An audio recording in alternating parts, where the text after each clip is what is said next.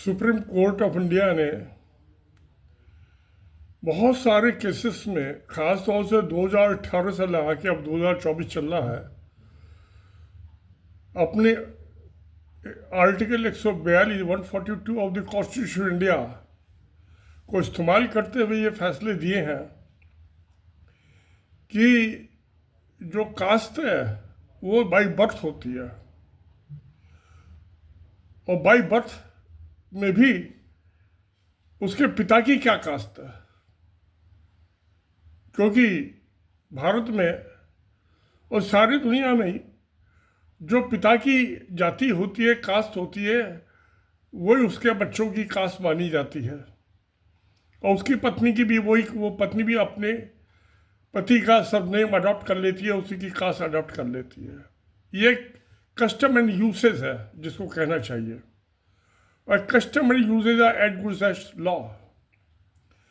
तो मैं नहीं समझ पा रहा हूँ कि कॉन्स्टिट्यूशन मामले सुप्रीम कोर्ट तक क्यों जा रहे हैं, कि जिसको आर्टिकल 141 में ऐसे मामले डिसाइड करने पड़ रहे हैं जिसमें कोई कानून नहीं है, कोई लॉ नहीं है, कॉन्स्टिट्यूशन में कोई प्रोविज़न नहीं है।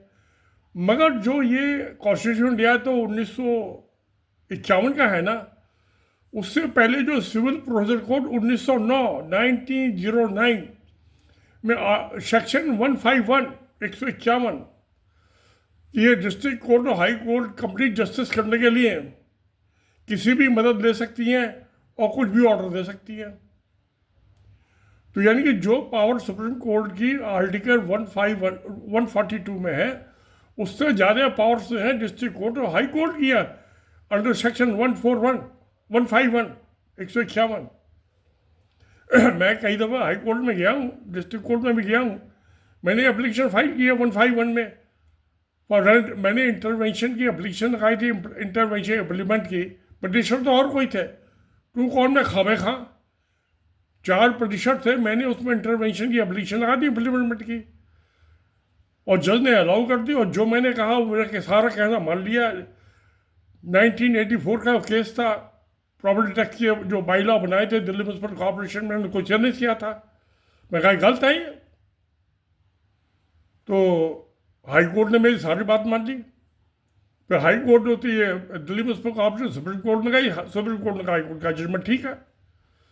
फिर पार्लियामेंट को 2003 में Delhi municipal corporation amendment act पास करना पड़ा, और जो भी सारे हिंदुस्तान ने अडॉप्ट कर लिया। तो 95 का जज, वो 85 का जजमेंट था 94 के केस का, 6 महीने लगा दिए दिल्ली हाई कोर्ट ने। बहुत अच्छा लॉ है। तो ये किसकी क्या कास्ट है, ये तो डिस्ट्रिक्ट कोर्ट हाई कोर्ट ही डिसाइड कर सकती है, बेकार सुप्रीम कोर्ट का टाइम बर्बाद कर रहे हैं। मगर इसमें एक और झंझट पैदा हो जाता है। अब ये जो केस आया है, ये कल 5 दिसंबर 2024 का, जो सुप्रीम कोर्ट की 2 जजेस की बेंच ने डिसाइड किया है कि जो फादर की कास्ट था, फादर था शेड्यूल्ड कास्ट, माँ जो थी हायर कास्ट की थी, नॉन शेड्यूल्ड कास्ट थी, नॉन दलित थे, तो बाप की कास्ट मानी जाएगी। और उसको ऑर्डर दिया कि आप जो है इन बच्चों के, अपने 6 साल थे उसकी बीबी अपने मायके में रहती है, झगड़ा हो गया मियाँ बीबी का, तो अगर 45 लाख वो डाइवोर्स हो गया, तलाक, तो डाइवोर्स उधर 45 लाख तो आप दीजिए उसको अपनी बीबी, वो पहली वाली एक्स बीबी, फॉरवर्ड बीबी, तलाक हो गया तो बीबी कहाँ बची, वो तो एक्स हो गई ना, फॉरवर्ड। तो 45 दो, और आप जो है इसके बच्चों के, इनके ग्रेजुएशन और पोस्ट ग्रेजुएशन का सारा खर्चा दोगे आप, और 2 महीने में शुल्क का सर्टिफिकेट बनवा के इन बच्चों को, इनकी माँ को दोगे। सब बात ठीक हुई, बड़ी अच्छी बात हो गई। मगर सवाल ये है कि आई विटनेस कहाँ है, वेयर द एविडेंस कि बाप यही था शुल्क का, जिसको बीबी कह रही है मैंने इससे शादी की थी। शादी की तो मैं मान लेता हूँ कि तो गवाह होंगे बहुत से, माँ के भी, अब माँ के तो आई विटनेस होते हैं, 9 महीने पेट में लिए बच्चे को घूमती रहती है।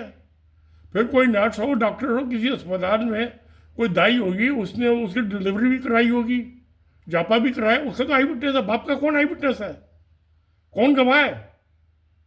तो कोई भी औरत आके ये कह दे जी ये इसका बाप है, और इसके इस शुल्का, ये शुल्का से मेरे बच्चों को शुल्का सर्टिफिकेट दो, क्या इंसाफ हुआ? क्या वैलिडिटी हुई? सब घोलमाल हो रहा है मामला। और क्यों? कि जो आरक्षण है सरकारी नौकरियों में, एजुकेशन इंस्टीट्यूट्स में कंपटीशन बहुत ज़्यादा है, उसका बेनिफिट उठाने के लिए कोई भी माँ के कह दे कि जी इसका बाप तो ये शेड्यूल कास्ट है, इसको शेड्यूल कास्ट सर्टिफिकेट है और शेड्यूल कास्ट कोटे में इसको एडमिशन दो स्कूल में, कॉलेज में, डॉक्टर बनेगा, इंजीनियर बनेगा, एमबीए बनेगा, मैनेजमेंट प्रोफेशन। और ये कोई वेरीफाई नहीं कर रहा कि बाप इसका वैलिड, ये जो कह रही कि इसका बाप है, इसका सबूत भी है नहीं किसी के पास, क्योंकि आई विटनेस तो कोई है नहीं। और डीएनए टेस्ट पहले कहाँ होते थे? और उसकी वैलिडिटी क्या है डीएनए टेस्ट की? मैं तो नहीं मानता। मेरा कभी डीएनए टेस्ट नहीं हुआ, मेरे बाप का नहीं हुआ, मेरे बाबा का नहीं हुआ। तो अगर जो मान लो उसका मान ही ले एक मिनट को कि उसके बाप का जो है, उसने कहा ये मेरा हस्बैंड है, शादी मैंने इससे की थी, और बाप ने भी माना। अब सवाल ये, बाप का जो बाप था उसकी कास्ट क्या थी? तो उसका बाबा कौन था, उसकी कास्ट क्या थी? भाई ये तो पीढ़ी दर पीढ़ी आएगा ना। जाति जो है, जो बाबा की जाति हो बेटे की जाति, जो बेटे की जाति हो पोते की जाति, जो बाबा की जाति उसके परबाबा की जाति। तो 6, 7, 8, 10 पीढ़ी तक तो सर्च करनी पड़ेगी। अब उस जमाने में तो आदमी मर चुके, उनका कैसे डीएनए निकालो है? तो मामला ये मुझे लग रहा है इंसाफ नहीं हुआ कुछ। जो आई विटनेस तो चश्मदीद गवाह तो चाहिए ना कि यही बाप है इसका। नहीं, ठीक नहीं हुआ। अब इसको ऐसा वापस ऐसे केसों को सुप्रीम कोर्ट को, डिस्ट्रिक्ट कोर्ट को भेज देने चाहिए। भाई आप सेक्शन 151 151 में जो हमें पावर है 142 में आर्टिकल में, आपको हमसे ज़्यादा पावर है, क्योंकि कॉन्स्टिट्यूशन का तो 1951 का है ना, और सिविल प्रोसीजर कोड 1909 का ही है। 1909 से आज जो है कितने साल हो गए? ये 116 साल हो गए, और कॉन्स्टिट्यूशन का मतलब 75 साल हुए। तो सिविल प्रोसीजर कोड तो कॉन्स्टिट्यूशन जाएगी बाप ही ना, जैसे हम बाप हैं। तो यानी ये अभी भी इसमें पूरा न्याय करने के लिए बहुत कुछ गुंजाइश बाकी बची है, क्योंकि जब तक बाप के बच्चे के बाप का, उसके बाबा का, उसके ऊपर बाबा का, बाबा के बाबा का साबित नहीं, वो सब भी शूट कास्ट है। तो इसलिए मुझे लगता है ये 5 दिसंबर 2024 का फैसला कुछ मुनासिब नहीं हुआ, तसल्ली बख्श नहीं है। और जो 2018 के बाद बहुत से केसेस में यही इसी पैटर्न में सुप्रीम कोर्ट ने फैसला दिया है।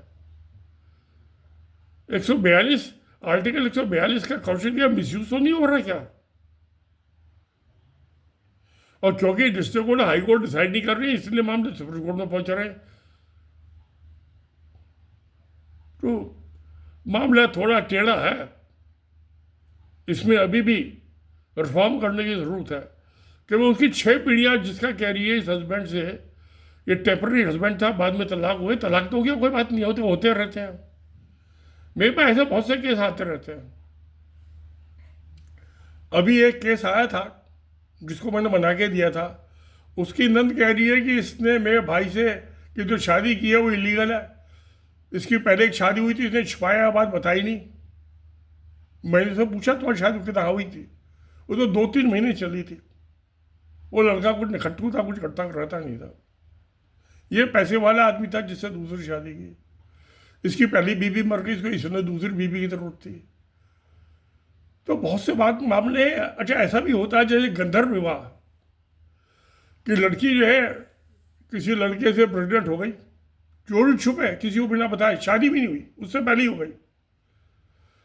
और मान लीजिए उसके पेट में लड़की है, लड़का ना हो के, फिर बाद में माँ बापों ने मजबूर हो गए, अबॉर्शन कराने को तैयार नहीं हुई, तो शादी करनी पड़ी उन निखट्टू लड़के से। अब उसके बाद में शादी वाली लड़की हो गई। तो अब ये बड़ा झंझट की चीज़ होगी। मैं बड़ा कंफ्यूज हो गया। मैं जब अपनी किताब एक सुहानी मौत का सफ़रनामा लिख रहा था, तो मैंने कहा कैसे सोल्यूशन हो, तो मैंने कंसल्ट किया। उनका एक किताब है बादशाह अकबर के ज़माने की, निर्णय सागर, और काल सिंधु, और तीसरी है ऋग्वेद। ऋग्वेद में 10,732 श्लोक हैं। अब वो तीनों मिला के किताबें तकरीबन 4,000 पेज होगा। 4,500 रुपये की खरीद के लाया किताब, और मैं टैक्सी में और खर्च होगा 1,000 रुपये। दिल्ली में गया, लेके आया, क्या करता, मरता क्या ना करता, करना पड़ेगा। अब वो मैं पूरी ना ऋग्वेद पढ़ पाया, पूरी 1,500 पेज है, 10,732 श्लोक है संस्कृत के। ना मैं काल निर्णय पढ़ पाया, ना निर्णय सागर पढ़ रहा, दोनों में 1,000 पेज है। तो 2,500-3,500 पेज पढ़ने में टाइम तो लगेगा ना। फिर मुझे और भी बहुत धंधे होते हैं, और खाली यही काम थोड़ा ना कि कहते एक चैप्टर लिखने के लिए। अच्छा, तो वो शादी होनी भी, अब वो लड़की थी पेट में, तो मैंने पंडित जी थे, वो आते थे हमारे घर ये पूजा पाठ कराने के लिए। मैंने, पंडित जी आप ये फेरे कराते हो शादियों में? कहते हाँ कराते हैं। मैं कहा आप लड़की से पूछते हो कि भाई तेरे पेट में कोई बच्चा बच्चा तो है, तू प्रेग्नेंट है या नहीं है? तो कहते नहीं, ऐसा तो कोई बताएगी भी नहीं, पूछेंगे तो मैं कहा आप हाथ लगा के तो उसके पेट में बेच सकते हो कि उसके पेट में बच्चे की धड़कन आ रही है नहीं आ रही है? कहता नहीं, वो नहीं लगाएंगे, झगड़ा हो जाएगा, और दूसरा पंडित बुला लेंगे, मेरा तो धंधा चौपट हो जाएगा। तो मैं कहा भाई अब धंधा भी देखना है भाई, सिर्फ मंदिर में पूजा करने से तो काम नहीं चलता ना, पुजारी का, पंडित जी का। आमदनी तो फेरे कराने, शादी कराने से होती है। तो ये तसल्ली बख्श सवाल का वो मुझे जवाब नहीं दे पाए। कहना होता तो है आजकल कि लड़की बहुत सी प्रेग्नेंट हो जाती है शादी से पहले, और लड़की हुई तो इसका मतलब कि एक कन्या ने तो फेरे लिए, दूसरी कन्या ने अपनी माँ के पेट में उसने भी फेरे लिए, तो दोनों आपस में एक दूसरे की सौतन बन गई ना। तो उसके बच्चों का क्या रिश्ता हुआ उससे? और भी बच्चे हुए तो वो उनकी बहन कहलाएगी या माँ कहलाएगी, सौतेली माँ?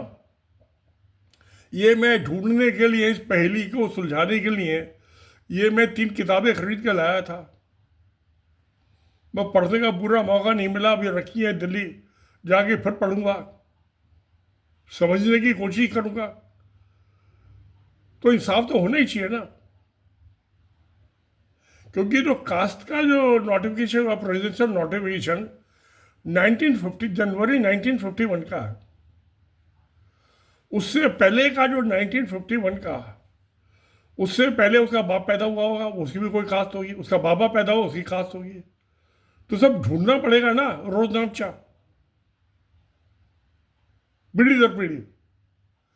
तो मुझे लग रहा है सुप्रीम कोर्ट ने 2018 के बाद पिछले 6 साल में बहुत सारे जजमेंट दिए हैं।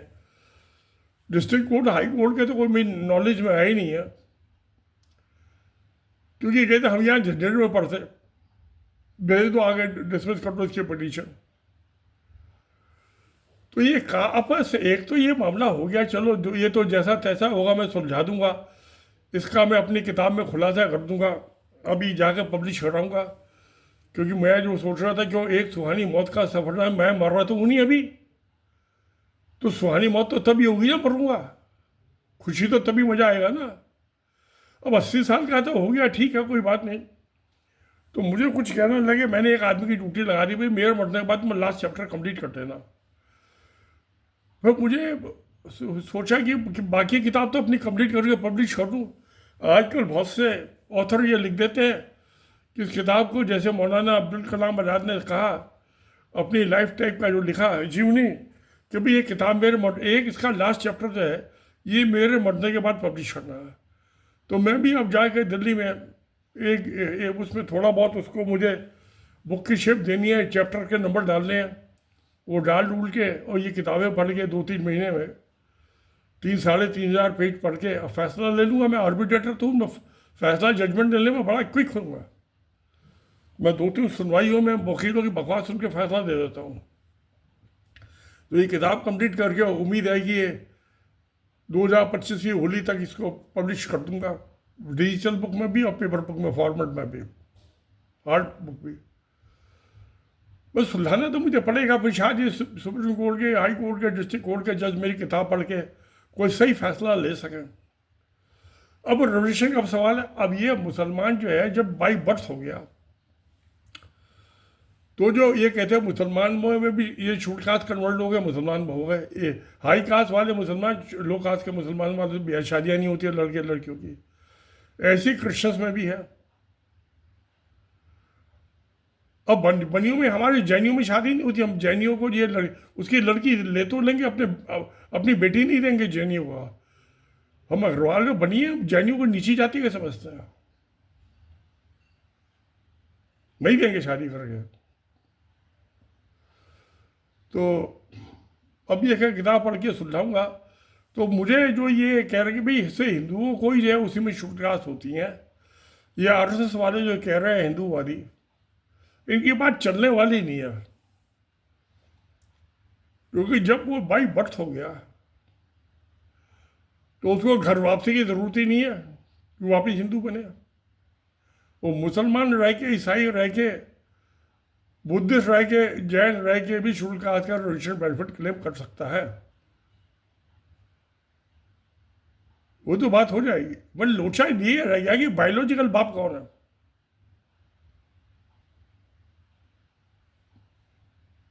अब क्योंकि उस जमाने में जब उसका बाप था या उसका बाबा था तो डीएनए होता ही था, मेडिकल साइंस एडवांस ही नहीं हुई थी, फिर मर चुका उसका कैसे डीएनए टेस्ट करोगे।